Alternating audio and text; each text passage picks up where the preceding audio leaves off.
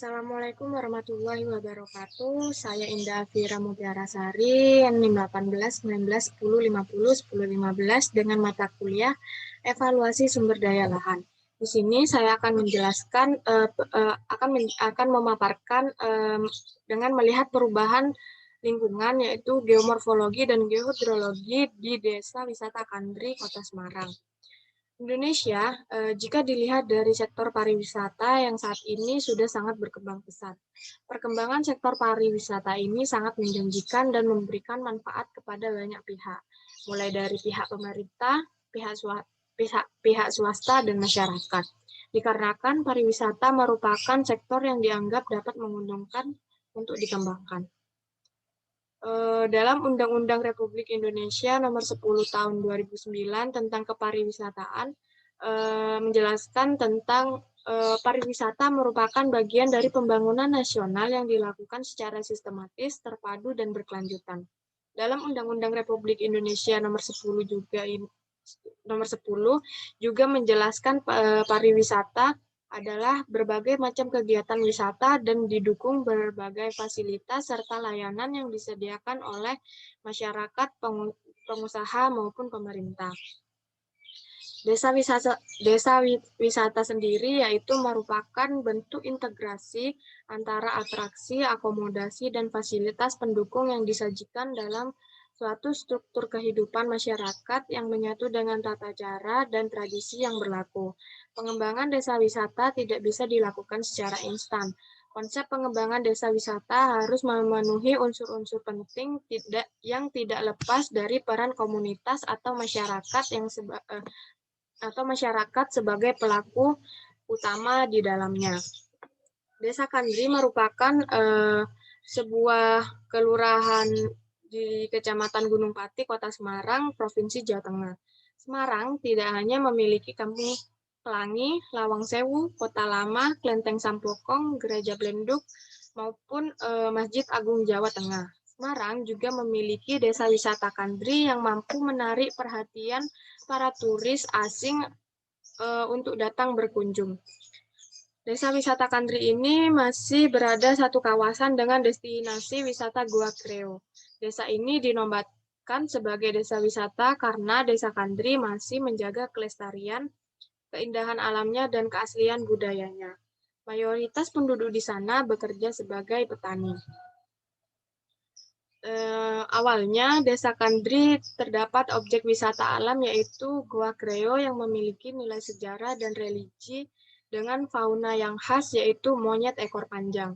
Desa ini memiliki lahan pertanian yang luas sebagai sumber mata pencahariannya.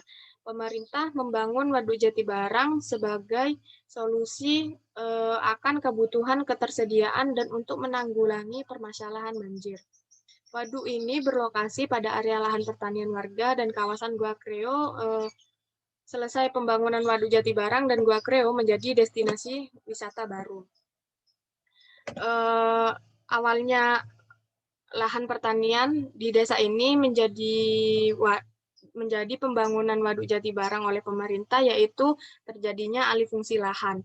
Dari awalnya lahan pertanian menjadi sebuah objek wisata. Pada awalnya warga menolak alih fungsi lahan itu dan pada akhirnya terjadi negosiasi antara pemerintah dan masyarakat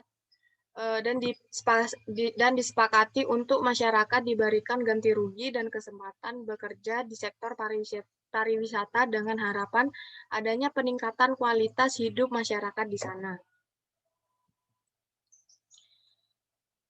Dapat dilihat keadaan awal di tahun 2002 lahan di Desa Kandri masih belum banyak rumah tinggal penduduk atau pemukiman dan sebagian besar wilayah mayoritas masih lahan pertanian dan perkebunan yang memiliki fungsi sebagai mata pencarian warga di Desa Kandri. Di tahun 2013, pemerintah melalui Dinas Kebudayaan dan Pariwisata meresmikan pergantian nama Desa Kandri menjadi Desa Wisata Kandri. Yang awalnya hanya merupakan kawasan pemukiman yang menjadi wadah bagi warga, sekarang menjadi wadah tidak hanya bagi warganya saja, tetapi juga bagi wisatawan yang datang berkunjung. Dan Desa Wisata Kandri juga telah mendapat fasilitas-fasilitas pendukung wisata yang dibangun. Dengan adanya desa wisata ini semakin memotivasi warga untuk beralih profesi dan turut mendukung Desa Wisata Kandri dengan menyediakan sarana pendukung wisata seperti homestay, home industri olahan makanan tradisional, dan warung makan. Adanya perubahan mata pencarian warga menyebabkan perubahan tata ruang permukiman di Desa Wisata Kandri. Permukiman yang awalnya mewadahi kegiatan hunian saja saat ini juga berfungsi mewadahi kegiatan ekonominya. Desa Wisata Kandri ini terletak di kelurahan yang berada di wilayah Kecamatan Gunung Pati. Kelurahan ini terbagi menjadi 4 RW, yaitu RW 1 Kampung Kandri, RW 2 Kampung Siwara, RW 3 Kampung Talun Kacang, dan RW 4 Perumahan Kandri. Desa wisata ini menawarkan suasana pedesaan yang asri dan tradisional. Wisatawan dapat mempelajari berbagai hal mengenai kehidupan pedesaan. Desa Wisata Kandri memiliki wisata alam berupa Goa Kreo dan Waduk Jati Barang. Yang saat ini Goa Kreo menjadi sebuah pulau buatan di tengah waduk yang dihubungkan dengan jembatan penghubung. Untuk dusun yang paling berkembang saat ini yaitu Dusun Talun Kacang dikarenakan menjadi akses utama wisatawan menuju waduk dan Goa Kreo. Berikut merupakan gambar perubahan lahan yang terjadi karena alih fungsi lahan di Desa Wisata Kandri. Dapat dilihat dari beberapa gambar nantinya terdapat beberapa perubahan penggunaan lahan sebelum dan sesudahnya dibangunnya waduk. Untuk gambar yang pertama yaitu di tahun 2007 dapat dilihat mayoritas lahan pertanian masih sangat luas. Di gambar kedua, di tahun 2012 mulai adanya pertumbuhan penduduk dan mayoritas masih didominasi lahan pertanian. Di sini masih lahan pertanian. Dan di gambar selanjutnya yaitu di tahun 2017 terjadinya perubahan yang awalnya lahan pertanian di tahun 2012, kemudian di tahun 2017 telah terjadinya perubahan yang awalnya di sini lahan pertanian menjadi waduk dan Goa Kreo yang menjadi destinasi wisata di Desa Kandri ini. Dan di tahun 2021 semakin ke depan dan bertambahnya tahun, maka semakin berkembang dan dapat dilihat mulai dari banyaknya rumah atau bangunan yang mengikuti akses jalan menuju waduk dan Goa Kreo. Dapat dilihat selanjutnya yaitu geomorfologi lingkungan di Dusun Talun Kacang. Dapat dilihat di gambar sebelah kiri atas yaitu guna lahan sebelum pembangunan waduk Jati Barang. Dan untuk gambar di sebelah kanan bawah yaitu guna lahan setelah pembangunan waduk Jati Barang. Dapat dilihat pada gambar bahwa pada lingkaran merah ini terjadi penambahan fasilitas-fasilitas dan perubahan yang terjadi yaitu alih fungsi lahan pertanian menjadi sebuah waduk. Yang hal ini menjadi pengaruh besar bagi warga lingkungan di Desa Wisata Kandri. Yang awalnya di sini lahan pertanian, kemudian berubah menjadi waduk dan Goa Kreo. Menjadi perubahan di sini terjadi alih fungsi lahan yaitu dari lahan pertanian menjadi waduk yang menjadi wisata di Desa Kandri ini. Berikutnya yaitu perubahan lingkungan setelah dibangunnya waduk, yaitu dapat dilihat pada tabel sebelum pembangunan Waduk Jatibarang dan setelah pembangunan Waduk Jatibarang. Untuk sebelum pembangunan Waduk Jatibarang ini, Gua Kreo merupakan fasilitas alam dan lingkungan sekitarnya merupakan lahan pertanian dan perkebunan masyarakat. Yang kedua yaitu tatanan rumah pada masa ini mengikuti pola jalan utama dan tidak teratur. Ketiga yaitu belum terdapatnya ruang terbuka yang dapat digunakan masyarakat Dusun Talun Kacang untuk melakukan kegiatan bersama. Dan mayoritas masyarakat bekerja sebagai petani dan buruh pabrik. Dan setelah pembangunan Waduk Jatibarang ini, lahan persawahan dan perkebunan menjadi Waduk Jatibarang. Dan saat ini Gua Kreo menjadi pulau buatan di tengah waduk yang dihubungkan dengan jembatan untuk pejalan kaki. Terdapatnya rumah-rumah yang baru dibangunnya lapangan voli sebagai lahan terbuka untuk masyarakat bila ingin berkumpul dan melakukan kegiatan outdoor bersama.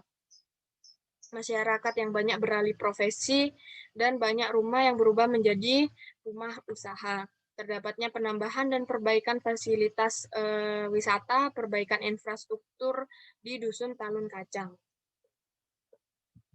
Selanjutnya yaitu perubahan pola jalan. Pola jalan di Dusun Talun Kacang merupakan pola jalan yang tidak teratur, karena baik lebar jalan yang bervariasi maupun arahnya juga tidak teratur. Keadaan jalan juga menyesuaikan dengan topografi kawasannya.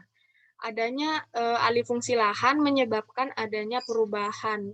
Juga turut mempengaruhi jaringan jalan pada Dusun Talun Kacang, yaitu adanya sebagian pembangunan jalan dan adanya sebagian berupa perbaikan jalan, pelebaran dimensi jalan maupun penggantian material. Selanjutnya yaitu perubahan tipe bangunan. Peruntukan bangunan antara lain yaitu untuk perdagangan jasa dan fasilitas umum serta permukiman. Adanya alih fungsi lahan menyebabkan perubahan fungsi bangunan dan penambahan fasilitas untuk penunjang wisata. Ada banyak rumah tinggal yang menjadi rumah usaha, antara lain dengan menambahkan warung, sarana akomodasi, dan pengolahan kuliner tradisional. Yang selanjutnya yaitu perubahan lingkungan non-fisik. Dengan terjadinya alih fungsi lahan, warga Dusun Talun Kacang yang awalnya berprofesi sebagai petani kini telah beralih profesi.